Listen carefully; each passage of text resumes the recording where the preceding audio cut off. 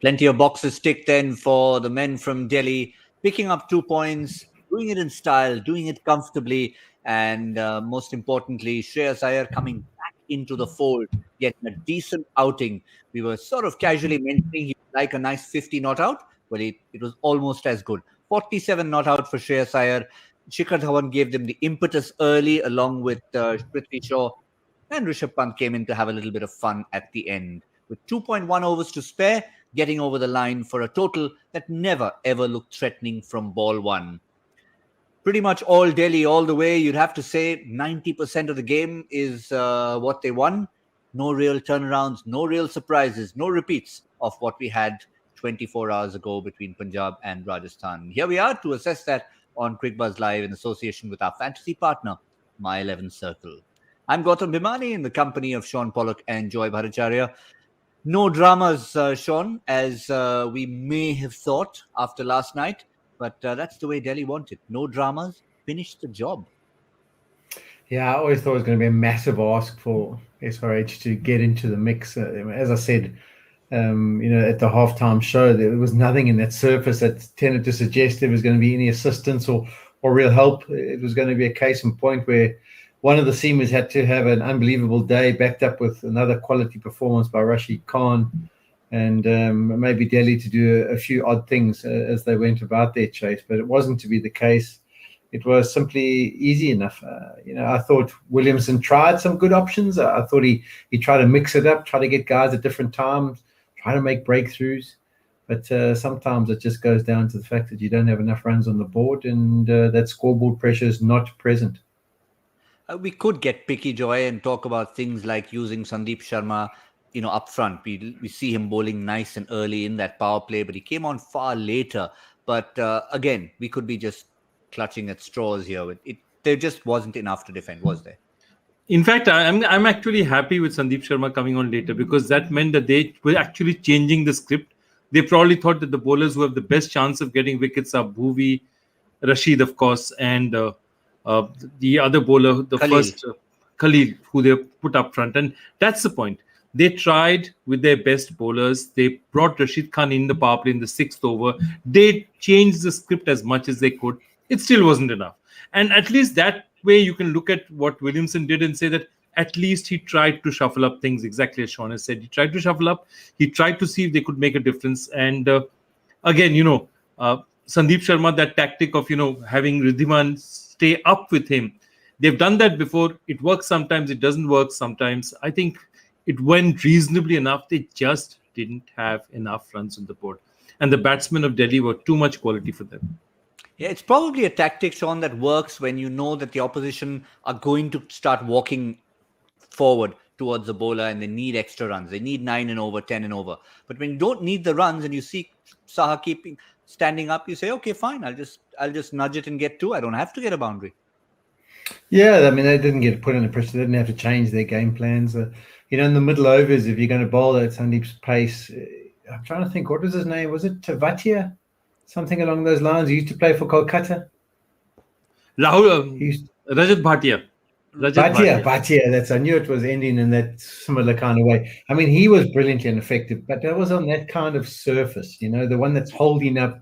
You can bowl just under 130, have the keeper up, and it's difficult to whack it away. But on a good surface, when there's no real pressure or scoreboard pressure, it's always going to be challenging. I think he's done a good job. And maybe the case in point when they get to Sharjah again, that was probably where he was at his most effective, being able to mix things up on a slightly slower surface.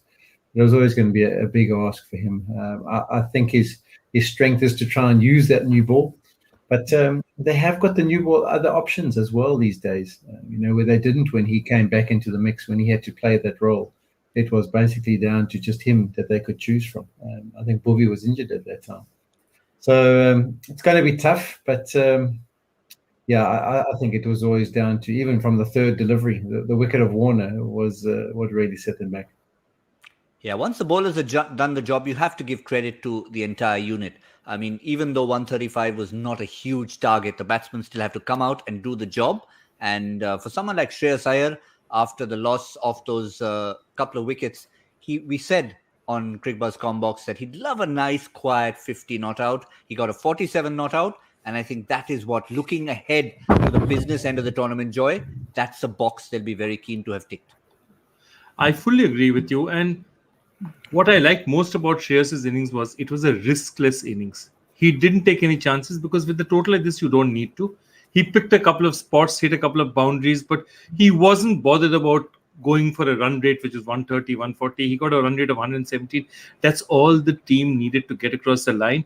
The most important thing that he needed was basically time in the crease. He's got time in the crease. He's got runs under his belt.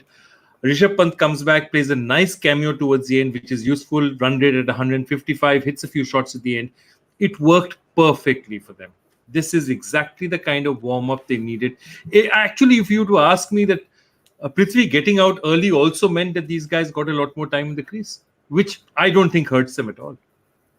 Yeah, I was just having a look at the Cricbuzz app to see what Shikhar said at the end of the game. He was obviously very conscious of his role. We talked about that old PTP 11 from day one. Shikhar Dhawan, very much a member of that. He consciously made an effort to increase the tempo and strike rate because I wanted to be an impactful player from my side.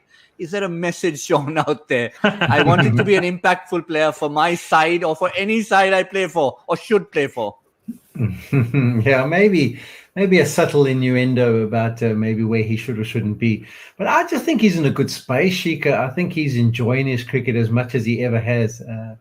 When you're in and out and trying to make a statement about playing for India and trying to get into the team, even I watched a bit of the series against Sri Lanka, where he also played with a bit of freedom there. And I just think he's enjoying it. I just think he's almost taken the shackles off and said, listen, I've got to engage in this T20 format and see it for what it is, and have a bit of fun. And he's been consistent at doing it. So he's having a wonderful tournament. And I think he'll continue to try and play the similar way. But I think the impact, he does want to be a bit more impactful. You always do at the top of the order, and he's doing it. But let's be fair. I mean, if you really have a look at it, it's not his number one choice format, Joy. So the fact that he didn't end up being in that squad shouldn't really be something that would gut him as such. Look, if you are the top Indian scorer in the tournament, you've got 400 runs in each of the last 6 tournament seasons, and you're not in a tournament representing India in that format, you would have to ask yourself that, what more do I need to do to get there? So he's perfectly justified. And look, I don't believe in this business of, let youth be served because, youth needs this chance, because a World Cup is not a place to give people a chance. A World Cup is a place to put your best 11. And is at this point in time, Shikhar Dhawan among the top, say, 6 Indian batsmen, because you'll pick at least 6 batsmen to go for a tournament. I definitely think he's one of India's top 6 T20 batsmen. I mean, that's my problem. Nothing else. I mean, you might not play him in the first 11. You might do whatever else you like. But did that kind of run scoring, then you have to ask yourself, what more do I need to do to prove myself? And I'm sure he's asking himself that question. Fair point. I think you answered me succinctly, Joy, with 400. I mean, yeah, that stat is a staggering stat. 400 every single time for that many seasons is, you can't send a louder message than that. And just to add a touch of irony, he was playing against the men in orange. Now he's wearing a cap by that same color because he happens to be the top run scorer in the tournament. So, well, he's done all he could. He's taken his side to victory. But really nothing else to talk about, Shaun, from the batting department. We've discussed the bowling in the mid-show. But now that the match is over, they look back and say, job done in Dubai. They probably play their next game in Abu Dhabi. Do you still see the same sort of role for Nokia and KG? Yeah, I think they can. They'll get assistance from that surface as well.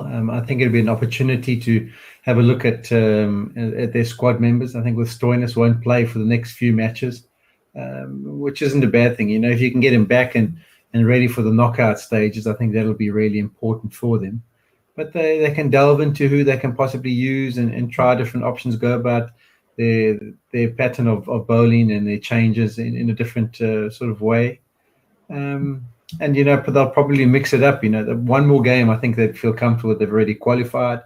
And then they can start fiddling and giving guys opportunity to make sure that they're mentally fresh by the time the knockouts come. But they're holding all the cards. And the biggest card that you can hold in these tournaments is confidence. And that seems to be permeating through the whole squad.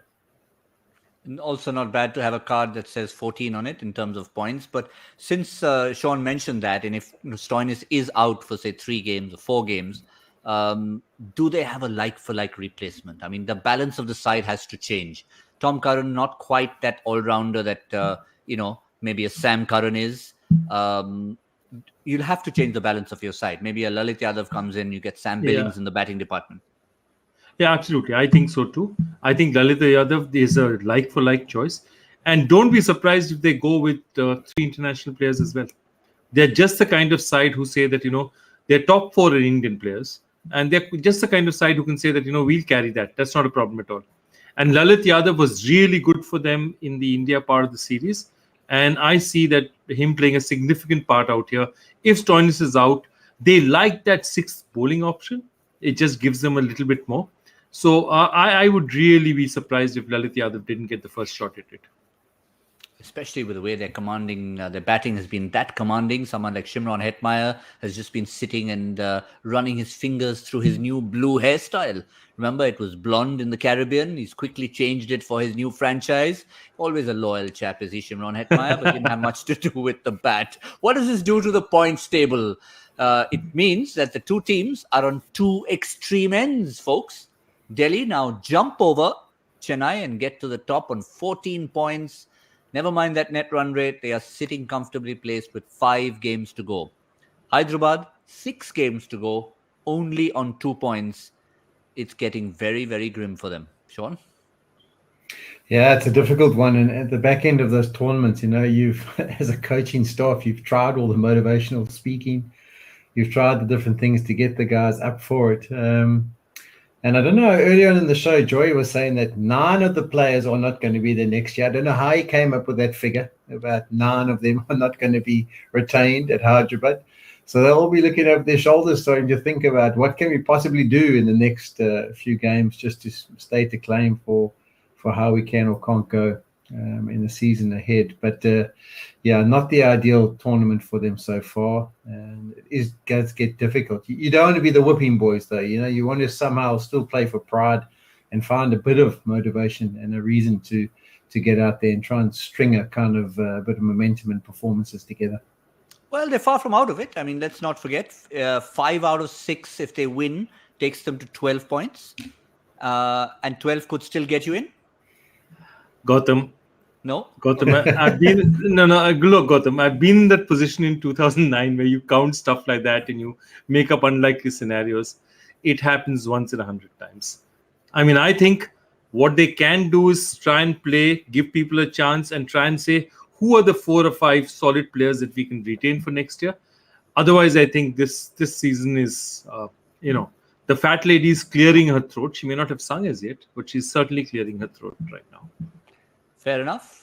So there were 2 questions for you to answer there. One was where you came up with that figure 9, and 2 was the answer to your joy factor question. I think time to reveal it. First, a reminder of the question, Joy. Give us a reminder. Yeah, basically, if Phil Simmons is in first place in a specific record category and Kapil Dev is in 6th, which Indian bowlers unexpectedly in 3rd place? And this is the most economical bowling spells in the history of one-day international cricket. And Shaun just after tried it. And of course, the 5 for 6 that Sunil Joshi got was very, very close. But Bishan Singh Bedi is the answer. It was against a very interesting side. It was a side called East Africa, which played only in the 1975 World Cup. And one of the people who played was Don Pringle, who was the father of Derek Pringle, the English cricketer. But in 12 overs, he just gave away 6 runs and he got a couple of wickets. And I think Sunil Gavaskar and Farooq Engineer got unbeaten 50s and they beat them. But East Africa and Bishan Bedi, who's actually known for giving away runs but getting wickets, Bishan Bedi had one of the most economical spells in one-day international cricket history. So I thought it was fascinating that a bowler not known for it is in the top 5. So yeah, that's the question. Right. Bishan Paji wouldn't be happy but if he was listening to you saying that he's known for giving away runs. Maybe only in the field. I remember him once escorting the ball to the boundary, but he won't be happy if I said that either. He won't be happy if I said that. He won't be happy about that either. We love you, Bishan Paji. So that was the answer to the question. I wonder if someone from a different generation picked that one up. Let's see. Pranav with a double A. Pranav 512. That doesn't give us a clue to his age, but maybe on hashtag Cricbuzz Live, you can let us know exactly what your age is if you'd like to give it away. Because Manav, who answered the question yesterday, came back to us and said he has subscribed to Cricbuzz Plus, because I was saying, if you know the answer to that, you should be on Cricbuzz Plus. And he was quick to jump in and say, I already am. So we've got a lot of people joining that family. Shaun, quick question for you. What gave you the clue that it could be economical figures? Surely not Phil Simmons. Oh, on Twitter you get sent some links and charts of your names, and I've been on a couple of those. I was economical, so I've been on a few of those charts. But I can remember the game Phil Simmons was Sydney. I remember watching the game, and he got, I think, some wickets for absolutely nothing. I mean, I was flabbergasted by the spell that he put on, because, I mean, that kind of ground, just one little thick edge and it's off. It's not like it's a holding surface where it's difficult to get away. So he was the one. And then when I got all excited, I thought Sunil Joshi, because I'd played in that match where he had got 6 for 5 in Kenya against us. So I thought I had a chance. I probably was. In fact, I'm sure I was. I can just see it was exploding. There was one of those services, like a court slip. Thanks for coming. There's probably about 3 or 4 slips in that time. But I've seen those names mentioned before. I didn't know Kapil Dev's name, but I had seen Phil Simmons at the top of that list. And when it comes to bowling awards, I was thinking it had to be economical. And I thought I had it right, but once again, Joy is the winner. But you were on the right track. I think we'll give you that along. Yeah, that's why I was so excited. I was actually on a track. Normally, I've got no clue whatsoever. Normally, I'm sitting at the station waiting for something to come past to give me a hint.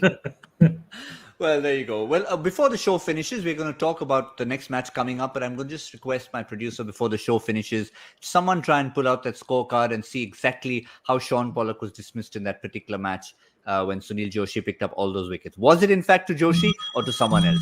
Meanwhile, let us stride forward for a really big match coming up. This is Mumbai against Kolkata, match number 34 from Abu Dhabi.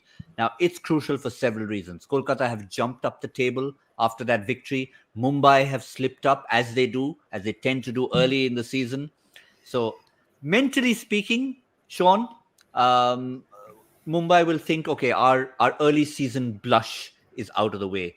And how will they approach this game? I think it is a big game for them. We know they've got a good team. We know they've got a good squad. So it won't be any surprises in the selection. I think Rohit Sharma was said to be coming back for this game. So that's a big plus to take the reins of that team again. But, I think more for Kolkata, it's a big game because they've got off to the start now. They've won that game. They've played in Abu Dhabi, so it's the same venue for them. And then they'll have to see if they can produce something quality. But when you look at that Mumbai squad, it's much like the Delhi team, isn't it? When you look at it, you really do think they've got all the bases covered, even if there are the odd injury. Hardik Pandya, I'm not too sure when he'll be back. They might give him a little bit longer to get fit and raring to go. But they've got most bases covered, and they've got a real quality side. So they'll be disappointed with the way they started. And if I know the ethos of that team, very quickly they will be wanting to get back into the winning ways. They don't like to be losing games back to back, and they don't like the feeling of it. So there'll be a real motivation. And in the context of the tournament, it's important that they get going again because, they're not sitting pretty at this stage. They're sort of in the middle there, and it's a bit of a bun fight. Yeah, and I think fairly in terms of the 11, Rohit comes in for Almolpreet Singh, slots up the order. You still see Adam Milne did enough to hold on to his place ahead of, say, a Marco Jansen. Shaun? Yeah, Milne, I've been impressed. I watched a bit of him in the 100 too. He had a really good tournament there. So I wouldn't be surprised if they continue to run with him. Jansen has got potential, but I think the bigger the games start to get, the more they want to go down the avenue of the experience, I think. And then I would think they would want Quinton de Kock to find the form that we saw from him in Sri Lanka. He had a couple of good games there. He's a match winner at the top of the order.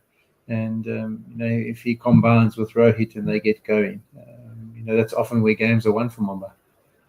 Now, it's not necessary that I was trying to delineate talking Mumbai with Shaun and Kolkata with Joy, but that's just the way it panned out. That's just the way it panned out. So let's come to the side who are on a high after that seriously good win. They couldn't have asked for a better win, a shorter game in a sense. But any areas of concern for you at this stage? I think Kolkata is not in a situation where they have areas of concern. They have lots of blind spots. They have lots of problems. The issue is they're on a roll. They have some momentum with that first win. They have nothing to lose because they were 2-5, so everything is a bonus. And I remember we were in exactly the same situation in 2014 when I was part of that team. It was 2-5, and then KKR won 9 in a row to win the tournament. So if they're looking at it, I'm not sure. I'm not saying it will happen every time, but they'll be looking at it one game at a time, saying, okay, we'll play the next game. Let's see what happens. After we win that game, we'll play the next game. Then we'll see what happens. I think they'll throw the kitchen sink. Again, a desperate side.